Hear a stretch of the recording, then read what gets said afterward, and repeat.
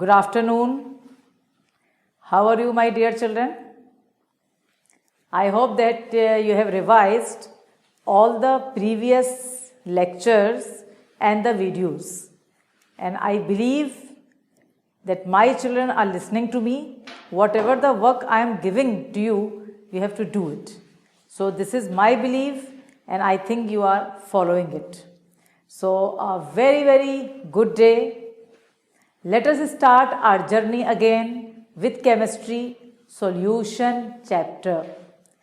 What are the topics which we have finished? First you should remember what are the topics which we have finished till now. The topics which we have done, first we have taken the methods of expressing the concentration of solution.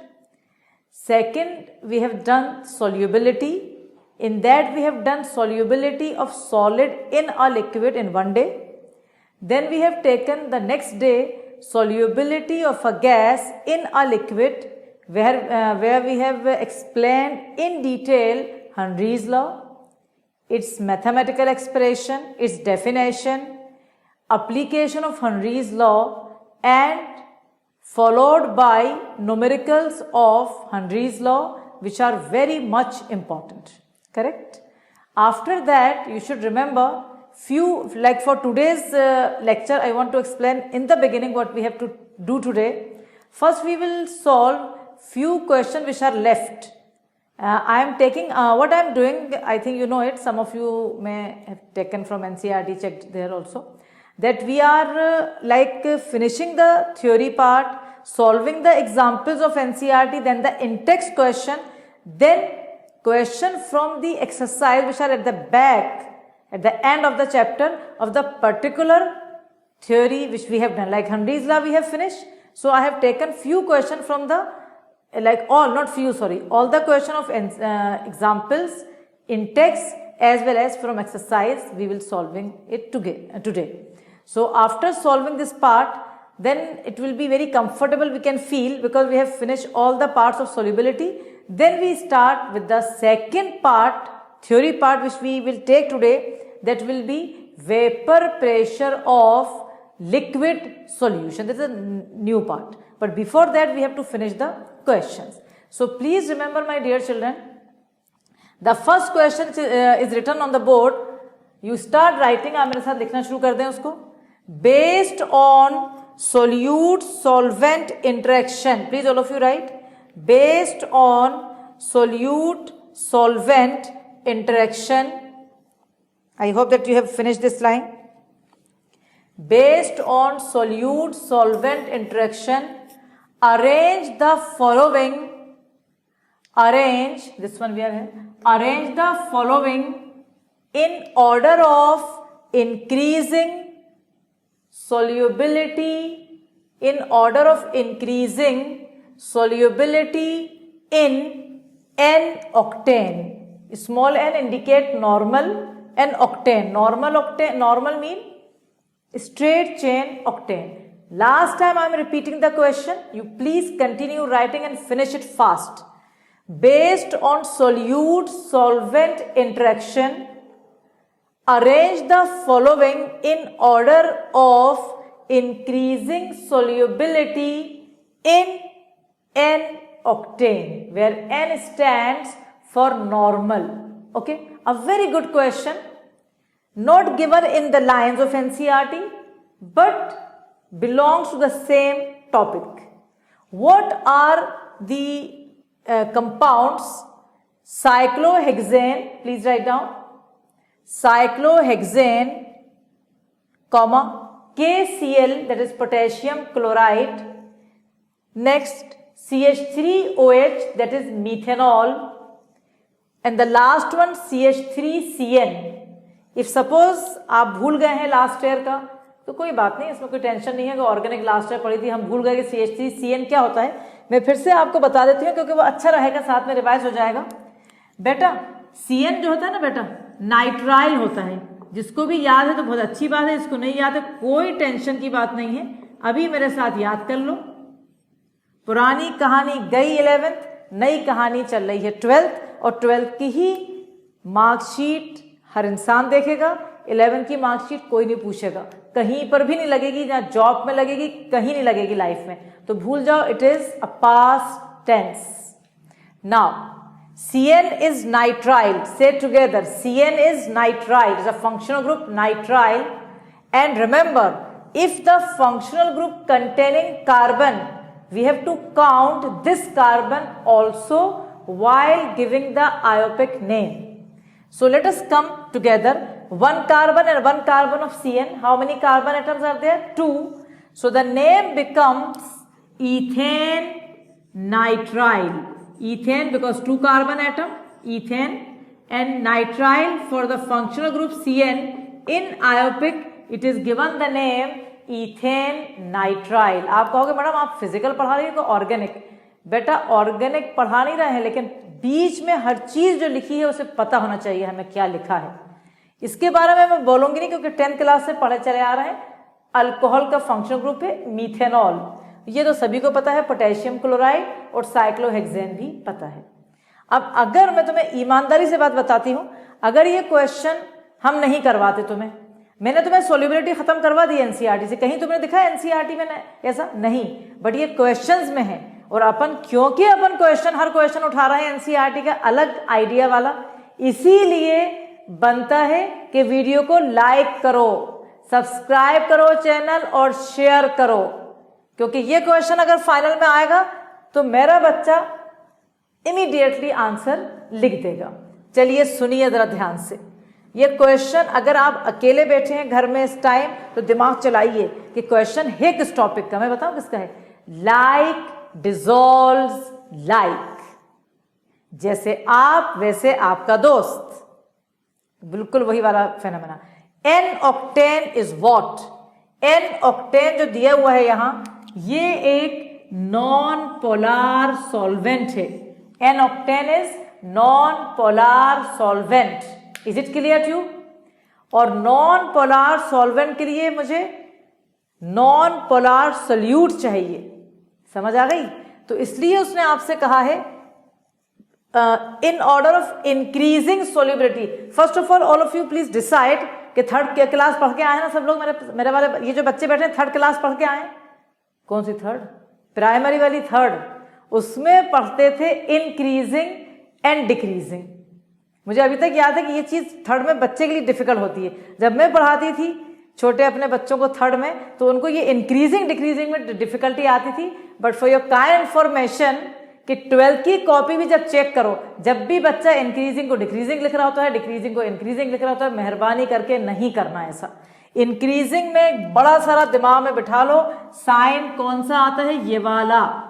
जहां भी increasing है मुंह खुलेगा दूसरी तरफ, उस side खुलेगा मुंह, यानी इंक्रीजिंग वाला ही साइन लगाना है। कभी कभी डिक्रीजिंग अगर लिखा और पूरा सही है, जीरो मिलता है, क्योंकि जब उसने इंक्रीजिंग पूछा तो डिक्रीजिंग नहीं लिखेंगे। चलो हो गई बात इंक्रीजिंग डिक्रीजिंग की बहुत लंबी। ओके नाउ, तो इंक्रीजिंग पे मैंने अंडरलाइन करा है। अब ध्यान से सुनो बेटा, साइक्लोहेक्सेन और एन ऑक्टेन बिल्कुल एक जैसे हैं। एन ऑक्टेन में कोई भी डाइपोल फोर्सेस नहीं है, कोई भी पॉजिटिव नेगेटिव चार्जेस नहीं है। साइक्लोहेक्सेन में भी कोई भी चार्ज नहीं है। तो सबसे ज्यादा जो एन ऑक्टेन में सोल्यूबल होगा वो कौन होगा? साइक्लोहेक्सेन। और KCl क्या है? KCl एक प्योर आयोनिक कंपाउंड है।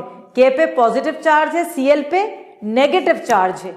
तो आयोनिक कंपाउंड पोलार है, उसको पोलार सॉल्वेंट ही चाहिए। और n octane is non polar solvent, so the lesser one or the lesser solubility is for KCl। Okay very good.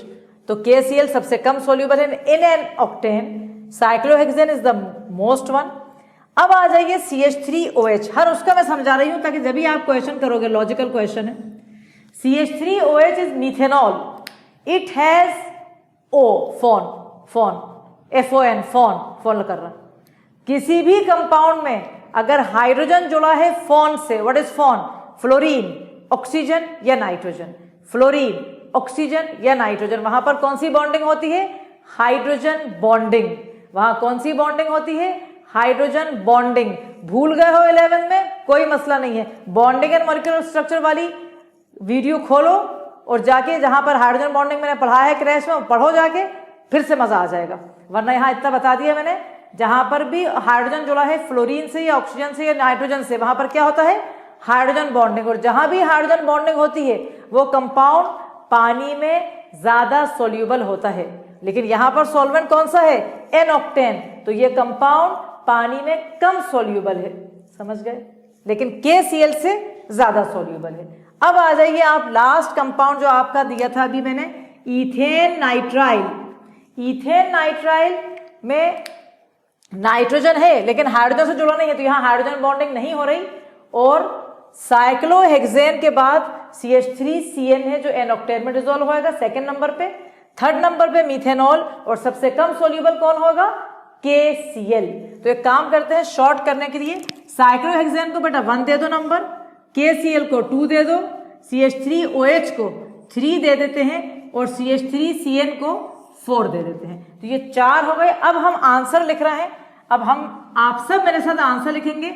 सबसे कम सोल्यूबल सेकंड, फिर उसके बाद थर्ड, फिर बोलो 4, और सबसे ज्यादा सोल्यूबल 1, ठीक है। और अगर तुम्हें अभी भी लग रहा है कि मुझे काश के मैं लिख लूं, मैडम ने तो बोल दिया, कुछ तेज तेज बोल के चली गई, तो लिख ले बेटा, CH3OH के वहां हल्का से ऐसे एरो करके लिख लो अपनी कॉपी में, हाइड्रोजन बॉन्डिंग है ना, और KCl में आयोनिक कंपाउंड, बस ऐसे लिख लो तो याद रहेगा। सो देखो कितना बढ़िया क्वेश्चन, ये 1 मार्क में आ जाएगा, ये ऑब्जेक्टिव बन के आ जाएगा, ये कहीं भी आ सकता है, 1 वर्ड में आ जाएगा। Which one is the most soluble one, एक बताना, 1 word answer. So anywhere, and it is a good question based on which phenomena, like dissolves like. I hope it is clear, my dear children. Understood? Very good. So this is the first question of today's class. Let's come to the next question, also based on solubility. What is the question? Right. सब लोग मेरे साथ लिखना शुरू कर दें. Among the following, first, among the following, again, among the following, identify, among the following, identify which are which are soluble, comma, partially soluble, comma, insoluble in water. Again I will repeat the question. Okay, among the following, identify which are soluble, comma, partially soluble, comma, insoluble in water. ये हमें कुछ compound दे दिए हैं, ये भी question exercise का है पीछे का, तो इसमें पूछ रहे, ये भी सोल्यूबिलिटी पे ही बेस्ट है बेटा, कौन ज्यादा सोल्यूबल, जैसे हाइड्रोजन बॉन्डिंग है ज्यादा तो बहुत अच्छा सोल्यूबल हो जाएगा, अगर ज्यादा कार्बन चेन ज्यादा है तो कम सोल्यूबल हो जाएगा। Let us see. Okay, so I hope that you have finished the line. Among the following identify which are soluble, एक चीज, पार्शियली सोल्यूबल सेकेंड, और इनसोल्यूबल, ठीक है। अब पहला आ रहा है मेरे पास फिनॉल। अब एक काम करती हूं मैं, हो सकता है कि आपने फिनॉल भूल गए हो, तो मुझे कोई टेंशन नहीं है, 11 में तुम भूलो, मुझे उससे कोई मतलब नहीं है, तुम मेरे पास अभी हो, मेरा जॉब है कि तुम्हें अभी समझाऊं। तो फिनॉल ये होता है बेटा, बेंजीन रिंग होता है, ठीक है, और उसके ऊपर लगा होता है OH। अगर किसी को भी डाउट है तो फटाफट कॉपी में बना लो 1 मिनट में कि फिनॉल, मैडम ने बताया था फिनॉल क्या होता है, वो हम कॉपी में फौरन बना लेंगे, क्योंकि उससे हमें मतलब आसानी होगी, अगर भूल गए हैं तो याद रहेगा। तो फिनॉल बेंजीन के ऊपर OH हो गया। अब सुनो बेटा, यहां पर हाइड्रोजन बॉन्डिंग दिख रही है, बढ़िया, hydrogen bonding is there because OH है और HO से जुड़ा है, तो हाइड्रोजन बॉन्डिंग की वजह से ये सोल्यूबल तो है, लेकिन इसमें बेंजीन रिंग आ रहा है, बेंजीन रिंग आ रहा है जो कि हाइड्रोफोबिक है, इसलिए ये पार्शियली सोल्यूबल। तो इसको क्या लिखेंगे अपन, इतना बड़ा बड़ा नहीं लिखो, तुम तो एक काम करो, P लिख दो, पार्शियली सोल्यूबल के लिए अपन यूज कर लेते हैं, टाइम बचाते हैं। जहां इनसोल्यूबल होगा वहां I लिख देंगे, और जहां पर सोल्यूबल होगा वहां S लिख देंगे, तो अपना काम जल्दी हो जाएगा। So I hope the first one is clear my dear children, understood. Let's take the next compound. इससे ये फायदा हो रहा है कि अपन को थोड़ा बहुत जो पुराना ऑर्गेनिक है ना वो भी रिवाइज हो रहा है। नेक्स्ट कंपाउंड बेटा क्या है हमारा, नेक्स्ट कंपाउंड हमारा है टोल्वीन। नेक्स्ट कंपाउंड है टोल्वीन। जो बैठे हुए हैं ना, जिनको लाइक करने का दिल नहीं चाह रहा, लाइक करो, क्योंकि ना तुम्हें टोल्वीन याद होगा ना तुम्हें फिनॉल याद होगा, और तुम्हें एक एक चीज एक्स्ट्रा बताई जा रही है, और तुम्हें क्या करा जा रहा है? रिवाइज करवाई जा रही है organic. Toluene, what is toluene? Benzene के ऊपर CH3। क्या यहाँ हाइड्रोजन बॉन्डिंग दिख रहा है? कुछ नहीं दिख रहा, यहां पर सिर्फ हाइड्रोफोबिक पार्ट दिख रहा है, तो this is insoluble. So what about toluene? It is insoluble. I लगा दो। For insoluble we write I, for partially soluble we will write P, and for soluble we will write S। Now the third compound, please remember, कोई बच्चा दिमाग में पहले अपने सोच लो एक सेकंड के लिए कि थर्ड कंपाउंड मैडम ने हमें कौन सा दिया है। थर्ड कंपाउंड हमारा क्या है? HCOOH। चींटियां होती हैं लाल कलर की, रेड कलर की चींटियां, गर्मी आ रही हैं, आने वाली हैं चींटियां भी साथ साथ। इन चींटियों को लो और सुखा लो। क्यों भाई, क्यों सुखा लें? सुखा लो। उसके बाद उसका पीस लो, पाउडर बना लो, that is your formic acid. अब तुम कहोगे कि हम क्यों ये सब करें भाई, क्यों हम लाल चींटियों का पाउडर बना लें, क्या प्रॉब्लम आ गई हमें ऊपर? कुछ नहीं आ गई, क्योंकि फॉर्मिक एसिड एक एसिड है और उसके बहुत सारे यूजेस भी हैं इंडस्ट्री में। तो ये सब तुम नहीं करो, तुम तो बस याद कर लो कि formic acid is the smallest carboxylic acid, सबसे छोटा कार्बोक्सिलिक एसिड है। It's formula is HCOOH। जिस बच्चे को नहीं पता फटाफट नीचे लिख लो उसके, ये है फॉर्मिक एसिड। फॉर्मिक एसिड में बेटा बढ़िया हाइड्रोजन बॉन्डिंग है, OH है, और ये छोटा सा इसमें हाइड्रोकार्बन चेन भी मतलब ज्यादा नहीं है, सो दिस इज सोल्यूबल। ये अच्छी तरह हाईली सोल्यूबल होता है ये वाला, this is highly soluble in water. I hope it is clear my dear children. Let's come to the next one, that is fourth. The next one is fourth. पढ़ा चुकी हूं मैं फर्स्ट डे, जिस दिन पढ़ाया गया था, सेकेंड डे फिर उसको रिवाइज करवाया था। क्या है ये?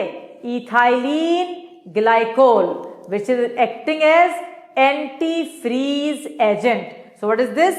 Ethylene glycol, which is anti-freeze agent. See, it is very important to know about it. It is OH here and here also OH. So a very good hydrogen bonding, क्योंकि दो OH हैं, strong hydrogen bonding, carbon chain भी इतनी बड़ी नहीं है, तो soluble in water, soluble in water। ठीक है, अब एक सेकंड दे रही हूं ताकि सोचो कि क्लोरोफॉर्म क्या होता है। What is your chloroform? CHCl3। It was used as anaesthetic agent. लोगों को पहले जमाने में बताएं क्या होता था? ऑपरेशन से लोग जान निकलती थी, लोग डरते थे, क्योंकि ज्यादातर लोग ऑपरेशन के बाद जिंदा रहते ही थे, मर जाते थे। ये क्या बात हुई भाई?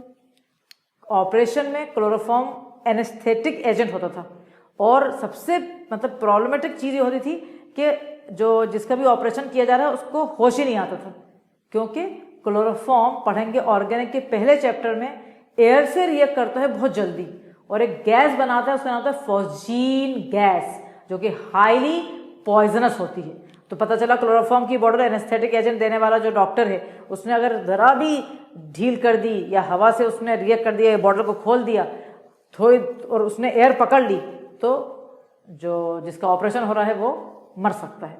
तो ये सब इंट्रोडक्शन दिया है, क्योंकि पता रहे अब यूज नहीं करते इसके, डरना नहीं, अब यूज नहीं करते इसे। तो ये है हमारा क्लोरोफॉर्म। इसमें हाइड्रोजन बॉन्डिंग नहीं है, लेकिन आप बड़ी स्पेशल बात बताऊंगी मैं आगे भी, एनसीईआरटी जब पढ़ाएंगे। एनसीईआरटी भी इतनी स्पेशल है कि क्लोरोफॉर्म में भी उसने हाइड्रोजन बॉन्डिंग बता दी। पता है तुम्हें? उसने कहा, पता नहीं क्यों बताइए, मतलब कि हमेशा हर किताब में लिखा है FON में हाइड्रोजन बॉन्डिंग होती है, उसने Cl में हल्की सी पार्शियल हाइड्रोजन बॉन्डिंग बता दी है, इसलिए थोड़ा बहुत ये सोल्यूबल कह सकते हैं। तो इसका आंसर है पार्शियली सोल्यूबल, पार्शियली सोल्यूबल वाला कॉन्सेप्ट आएगा। लास्ट कंपाउंड है हमारा, देखो 1 2 3 4 5, 5 कार्बन के लिए pentane. Alcohol group is here, remove E and add OL, so it is pentanol. What's the name of this compound? Pentanol, pentanol, pentanol। और pentanol में आप कहोगे मैडम ये हाइड्रोजन बॉन्डिंग तो बढ़िया दिख रही है। Yes, hydrogen bonding is there, but carbon chain देखो बहुत लंबी है, हाइड्रोफोबिक चेन काफी लंबी है, इसलिए this is also partially soluble. आया बेटा? Now I am giving you only 2 minutes और नॉट 2, ओनली 1, क्योंकि जिसने ज्यादा धीरे लिख रहा है तो जल्दी लिख लो। फिनॉल ये पूरा उतार लो, जो जो मैंने समझा है ना, मैं तुम्हें सिर्फ 1 मिनट दूंगी, तुम जल्दी करना।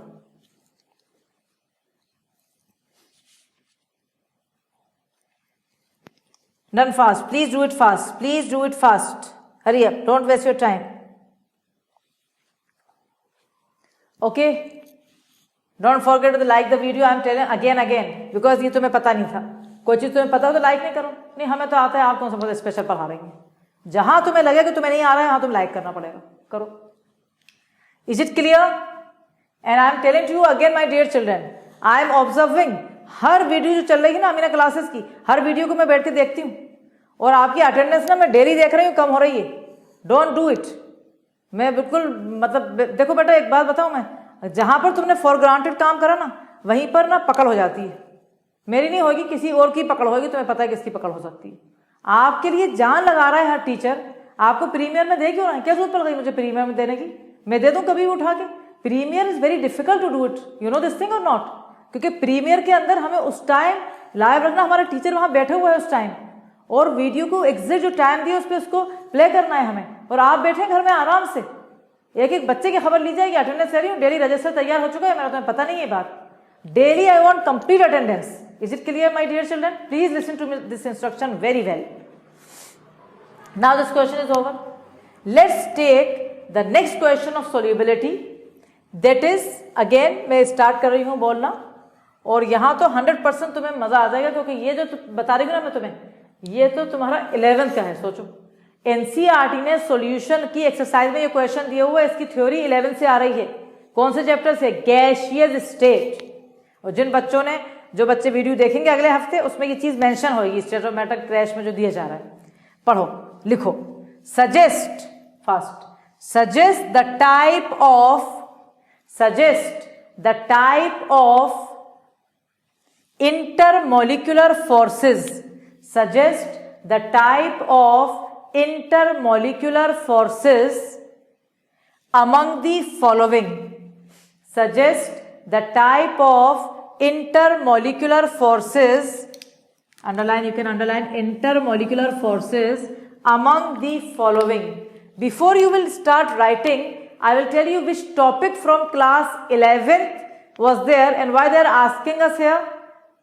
There is no any logic for that, but they are asking. So we are not supposed to ask any question, we have to solve it only. क्या था टॉपिक? सबसे पहला टॉपिक जब गैसियस स्टेट पढ़ते थे स्टेट ऑफ मैटर में, तो आया लिखा था intermolecular forces which may be forces of attraction और रिपल्शन, बट उसमें हमने पढ़ा था कि हम सिर्फ फोर्सेस ऑफ अट्रैक्शन के बारे में पढ़ना है। याद है तुम्हें ये? तो फोर्स ऑफ अट्रैक्शन में आपने, मैं फिर से रिवाइज करवा रही हूँ, वॉन डे वॉल फोर्सेस थी जिनमें डिस्पर्शन फोर्स आई थी, एक डिस्पर्शन फोर्स जिन्हें कहते थे अपन लंडन फोर्स, जो कि हर कंपाउंड में होती हैं, इनर्ट गैसेस में होती हैं, जो पोलार मॉलिक्यूल नहीं है, जिनमें जैसे H2 में कोई फोर्स नहीं दिख रही, लेकिन उनमें भी डिस्पर्शन फोर्सेज, ये लंदन साइंटिस्ट लंदन ने निकाला था, इसलिए उसको लंदन फोर्सेज भी कह सकते हैं या डिस्पर्शन फोर्स। अब तुम बताओ यहाँ कहाँ पढ़ा है अपन ने भी? तो ये जरा सी जो टिपिकल चीजें है ना, ये जो बताती हूं मैं, इसीलिए आप ला रहे हैं नंबर, लाएंगे, ला नहीं रहे अभी, लाएंगे। नेक्स्ट, डाइपोल फोर्सेस क्या होती है? डाइपोल, अगर एक मॉलिक्यूल में पोलार है, पॉजिटिव नेगेटिव चार्जेस हैं, दूसरे मॉलिक्यूल में भी पोलैरिटी है, पॉजिटिव नेगेटिव चार्जेस, तो जब वो दोनों मिलेंगे तो डाइपोल फोर्सेस हैं। जैसे HCl और अमोनिया, HCl में H positive Cl negative polar, ammonia में भी N नेगेटिव है H पॉजिटिव है। फिर एक और टाइप की फोर्स है हाइड्रोजन बॉन्डिंग, वो पता है फोन। फिर है डाइपोल इंड्यूस्ड डाइपोल फोर्सेस, एक मॉलिक्यूल पोलार, दूसरा मॉलिक्यूल नॉन पोलार। जैसे मैं बताऊं, जैसे दिमाग चलाओ, HCl और benzene, HCl polar H positive Cl negative, benzene non polar, इनमें कौन सी फोर्स आ गई? Dipole induced dipole. और फिर हाइड्रोजन बॉन्डिंग बताई चुकी हूं मैं। अब दिमाग में ये चारों फोर्सेस हैं, उसके हिसाब से आंसर देगा मेरा बच्चा। What are the forces? London और डिस्पर्शन, जो कि नोबल गैसेस में होती है या नॉन पोलार मॉलिक्यूल में। डाइपोल फोर्सेस, जो दोनों मॉलिक्यूल अगर पोलार है। डाइपोल इंड्यूस्ड डाइपोल, एक मॉलिक्यूल पोलार है एक non polar. Last, hydrogen bonding. Okay, so based on this the question is here, suggest the type of intermolecular forces among the following. 1 n hexane, लिखो जल्दी से, 1 n hexane and N-ऑक्टेन। The first one is n hexane and n octane. तुम्हें खुद पता है कि hexane में कोई भी फोर्स नहीं है, कार्बन की चेन लगी हुई 6 कार्बन की, यहां पर भी 8 कार्बन लिखे जा रहे हैं बैठे हुए। It is not polar, These two are non-polar. What is the forces? London or dispersion forces. So the name of the force, London. You can write London, or you can write same, only two names for the same thing, dispersion forces. Please write down. So the first one, for one, the answer is London forces or dispersion forces. Understood? Let's come to the next one. Let's come to the second one. Please write down second one. I2, that is iodine, and carbon tetrachloride, CCl4. I2 and CCl4. Okay, अब यहां जरा सा समझना है एक चीज. I2 तो सबको समझ में आ रहा है कि पोलार नहीं है. CCl4 में बच्चा कंफ्यूज हो जाएगा, कहेगा नहीं मैडम कार्बन पॉजिटिव है, क्लोरीन नेगेटिव है, तो ये तो पोलार है और वो नॉन पोलार है, तो डायपोल इंड्यूस्ड डायपोल. बिल्कुल नहीं. आंसर है डिस्पर्शन या लंडन फोर्सेस. रीजन, कार्बन एक चीज पढ़ी थी बॉन्डिंग में, नहीं आ रही वीडियो देखो, हमें नहीं पता. कार्बन CCl4 याद है स्ट्रक्चर, ये C, ये Cl, ये Cl, ये Cl, ये Cl. Dipole moment 0. क्या था ये dipole moment? Dipole moment is a measure of polarity. किसी मॉलिक्यूल का मालूम करना है कि पोलार है कि non polar, measure the dipole moment. If dipole moment is 0, it is non polar. तो अब यहां पर क्या हुआ था, ये डायपोल कहा जाता है जहां पर नेगेटिव मतलब एलिमेंट होता है. C और Cl में डायपोल का डायरेक्शन याद, ये एरो ऐसा होता, ऐसा एरो उधर जा रहा है, इसका इधर आ रहा है, इसका इधर आ रहा है, ये दोनों का सम ये आ रहा है जो कि कैंसिल हो रहा है. इससे इतनी मैथ्स हमें आती है, इतनी मैथ्स हमें आती है. और ये वाला इससे कैंसिल, ये वाला इससे कैंसिल, तो डायपोल मोमेंट 0, यानी ये भी नॉन पोलार है. सो I2 and CCl4 non polar. What is the force? Same answer, London forces और डिस्पर्शन फोर्सेस. बताना जरा तुम में से कोई मुझे, अगर ये मैं क्वेश्चन नहीं करवाऊं और आप भी नहीं करोगे, बच्चा खुद नहीं करता कुछ भी, इसलिए नहीं करता, करे ये तो इंपॉर्टेंट होगा. कौन एक्सरसाइज कर रहा है बैठ बैठ के 50-50 60-60 क्वेश्चन क्लास रूम में करवाई जाती है, इसलिए बच्चा हर टॉपिक उसे आता है. समझ आ गई? एनसीईआरटी में कुछ नहीं दिया हुआ, ऐसे पीछे एक्सरसाइज पड़ी हुई है, पीछे उसमें दिए हुए ये सारे question. Understood or not? Come to the third one, NaClO4. अगर नाम नहीं पता तो लिख लो, sodium chlorate, sorry sodium perchlorate. HClO4 होता है ना, HClO4 परक्लोरिक एसिड का सॉल्ट है ये. परक्लोरिक एसिड का H हटा के हमने क्या लगा दिया? Na. तो what is NaClO4? If you want to write the name, write sodium perchlorate. So the pair sodium perchlorate and water. देखो Na positive charge, ClO4 negative charge, पानी में H पॉजिटिव और OH नेगेटिव, दोनों polar हैं. So the force is dipole dipole forces. So the for the third one, please write down the answer, dipole dash dipole forces. Dipole dipole forces. This is for the third one. Hurry up, finish writing fast children. Have you finished? Okay. Next one will be fourth. Now we'll be having fourth. In fourth,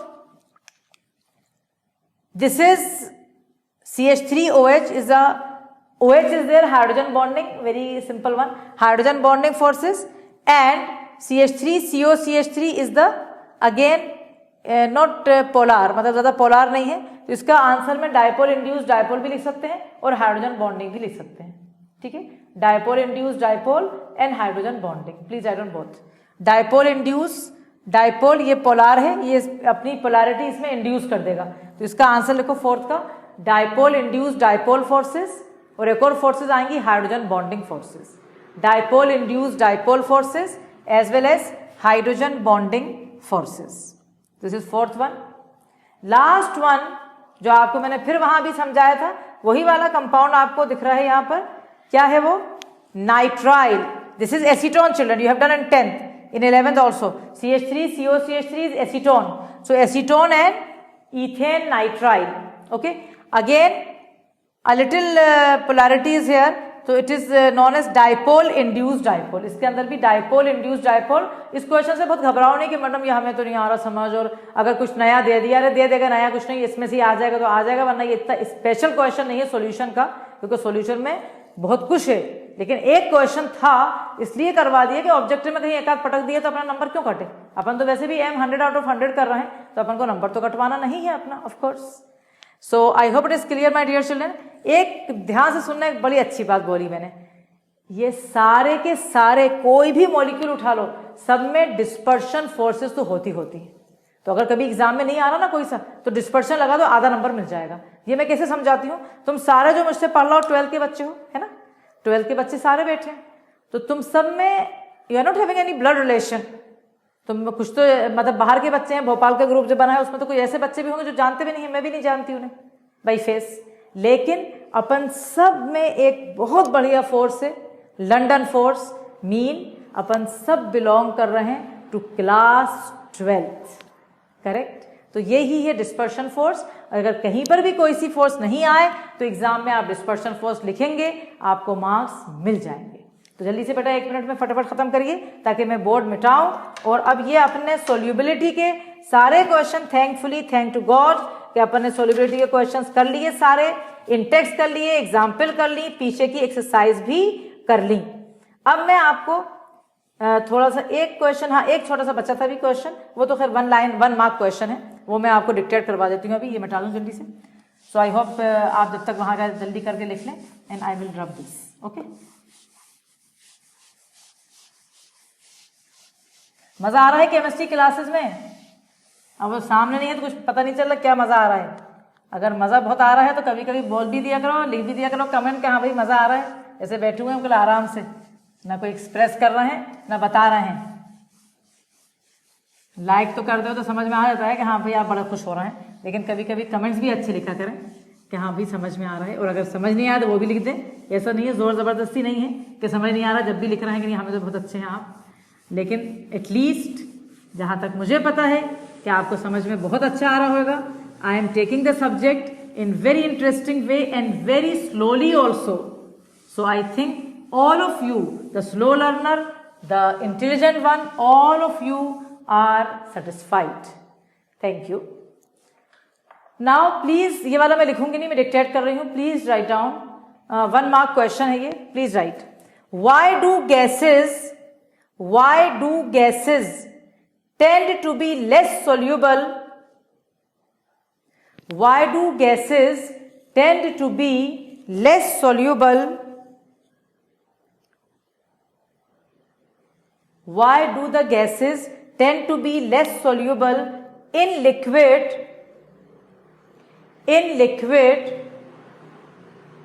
as the temperature is raised? Why do gases tend to be less soluble in liquid as the temperature is raised? Hindi में इसका मतलब, क्यों gases liquid, किसी भी liquid में कम soluble होती हैं जैसे ही हम टेम्परेचर बढ़ाते हैं? ये तो बिल्कुल मतलब जनरल क्वेश्चन है। कोल्ड ड्रिंक की बोतल फिर याद आ जाती है, हर दिन याद आ रही है कोल्ड ड्रिंक की बोतल अपन लोगों को, जो कि मिल नहीं रही। कोल्ड ड्रिंक की बोतल के अंदर उठाई, सर्दी का टाइम था, कोरोना का टाइम था, लो भाई गर्म करके पियेंगे। जब गर्म करेंगे तो क्या CO2 रहेगा बोतल में? पिछली क्लास में भी एग्जाम्पल दी थी मैंने, नहीं रहेगा ना, कहाँ उड़ गया, स्केप, बस यही आंसर है। Whenever we increase the temperature, my dear, don't write, I will give you the dictation. Whenever we increase the temperature, kinetic energy बढ़ जाएगी। काइनेटिक एनर्जी बढ़ेगी तो भागने लगेंगे तेज तेज, गैस के मॉलिक्यूल भागेंगे और स्केप हो जाएंगे, तो सोल्यूबिलिटी कम हो जाएगी। Please write down the answer of 1 mark question. Please write down. As the temperature increases,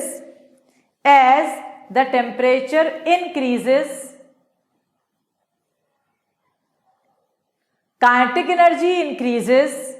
As the temperature increases, kinetic energy increases. So the gas molecules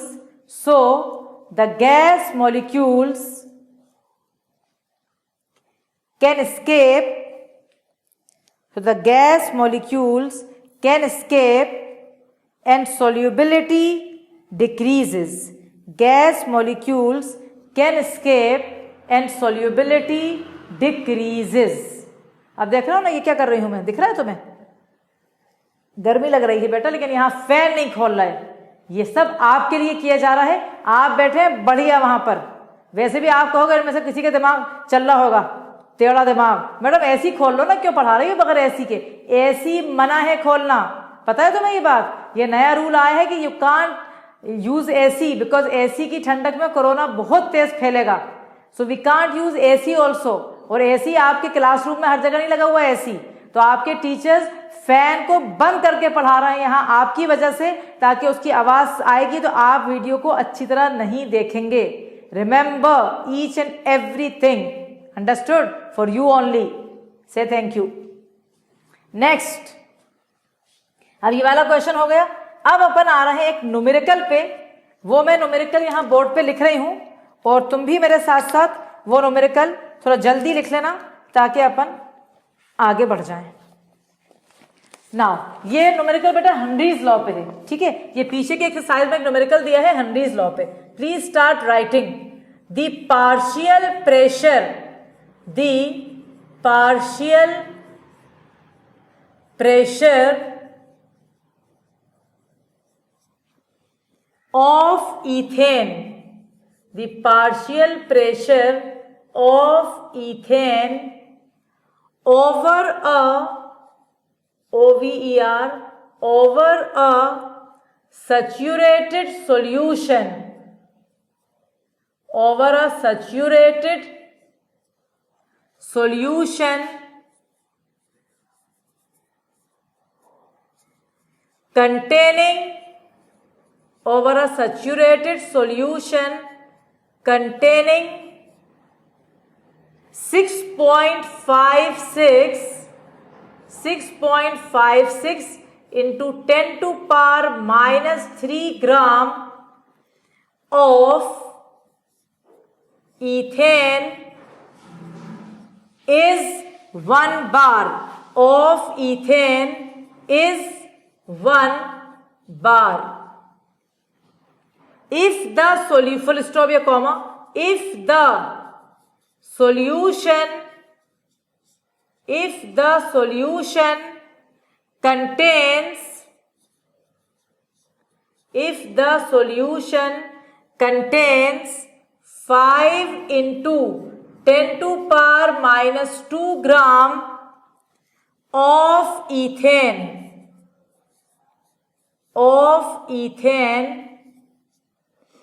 then what shall be the pressure of the gas, the pressure of the gas? Again my dear children, this is a question where you have to write diamond and gold. A new formula of Henry's, we have to take it here. Is it clear to you? So please write 3 star and put very, very, very important. Is it clear? Put very, very, very important. Now listen, write down fast. The partial pressure of ethane over a saturated solution having this much, that is 6.56 into 10 to power minus 3 gram of ethane is 1 bar. ठीक है, ये 1 बार है। जिस partial pressure बता रहा है 1 बार उस saturated solution का जिसमें ईथेन कितने ग्राम था, इतना ग्राम। कह रहा है कि इफ द सॉल्यूशन कंटेन्स, अगर सॉल्यूशन में 5 into 10 to power minus 2 gram ethane है अगर सॉल्यूशन में, तो कितना प्रेशर होएगा गैस का। तुम कहोगे मैडम ये क्यों, आपने गोल्ड और डायमंड बने क्या क्या बोल रहे हैं, कहाँ है गोल्ड भाई, कहाँ डायमंड है बेटा? डायमंड गोल्ड आपने जो पढ़ा था ना हेनरीज लॉ का फॉर्मूला, वो था P equal to kH into X. Partial pressure is directly proportional to mole fraction. कहाँ है मोल फ्रैक्शन? यहां तो हमें मास दिख रहा है, there is no any mole fraction है। अब मैं तुम्हें बताती हूं एक और फॉर्मूला हेनरीज का, write in your copy fast. Another formula of Henry's law, another formula of Henry's law, very very important, please write down. यही एनसीईआरटी की चालाकी है। पता है तुम्हें चालाकी एनसीईआरटी की? एनसीईआरटी की चालाकी ये है कि जहां पढ़ाया हेनरीज लॉ वहां तो कुछ नहीं दिया, वहां तो एक फॉर्मूला दे दिया, और यहां उठा के क्वेश्चन में आपको एक नया न्यूमेरिकल दे दिया जिसके अंदर फॉर्मूला हेनरी का एक और है। तो what is the formula, what is the relation? I will explain to you. m is directly proportional to p. We know whenever we remove the sign of proportionality, we have to add a constant. This time my constant is same as you have done this, kh into p, because this is a very very good formula. And please write down करो वहां, another form of Henry's law, another form of Henry's law. So please remember that this is another form of Henry's law. With the help of this we can solve the question very easily. So put star, keep the formula in a box. Now we will be making two two upon equation बनाएंगे. The first equation I am substituting here 6.56 for the mass. I am taking 6.56 into 10 to power minus 3 equal to kh into what's the pressure beta into 1 bar. Okay मेरे बच्चे, this is equation number 1. Second equation, what is the amount given to you? 5 into 10 to power minus 2 equal to kh into the pressure which is unknown x. This is your equation number 2. बढ़िया आया question, कितना बढ़िया question है।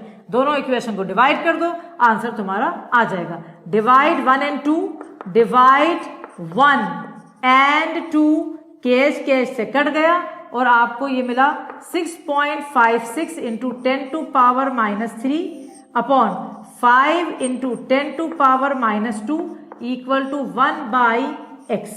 This equation number 3। एक छोटी सी बात है जो कि हो सकता है कि बायो के बच्चों को प्रॉब्लम आ जाए उसमें, वो कहे कि मैडम हमें नहीं आ रहा। कुछ नहीं है, ये -2 और -3 डिवाइड नहीं कर सकते, आपको पावर को सेम करना पड़ेगा। -2 को अगर -3 कर रहा हो मेरे स्टूडेंट, प्लीज रिमेंबर, -2 को अगर -3 कर रहा हो, तुमने पावर को घटाया ना, अगर पावर को घटाते हैं तो डेसिमल उस साइड आ जाता है, पावर को घटाते हैं तो डेसिमल राइट हैंड की तरफ आता है। तो अगर इसको 10 टू पावर -3 करोगे तो ये हो जाएगा 5.0। ठीक है, ऐसा तुम कर लोगे।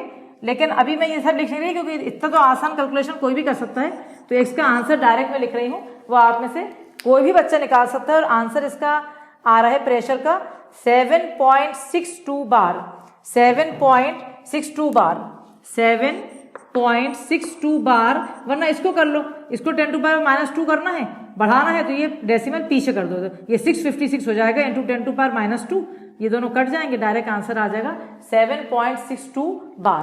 अ very good question, I am telling you this formula. देखो ये होते हैं बिटवीन द लाइंस, समझ आ गई?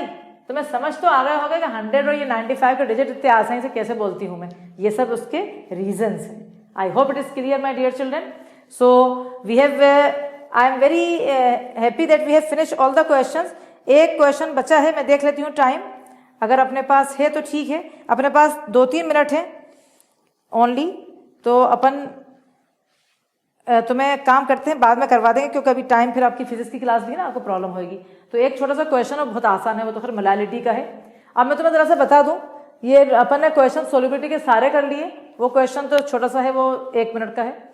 अब नेक्स्ट क्लास में अपना बहुत ही बढ़िया टॉपिक शुरू हो रहा है बेटा, बहुत ही इंपॉर्टेंट टॉपिक है, don't miss the class. Vapour pressure of liquid solution, ये टॉपिक होगा, इसमें पूरा नया टॉपिक शुरू हो रहा है, राउल्स लॉ, सब कुछ बढ़िया क्लास, थ्योरी वाली क्लास है। अगली क्लास में काफी कुछ थ्योरेटिकल पार्ट है। और again I will repeat, don't forget to like, don't forget to subscribe, don't forget to share and don't forget to come in premier. I am telling to you again. Good bye.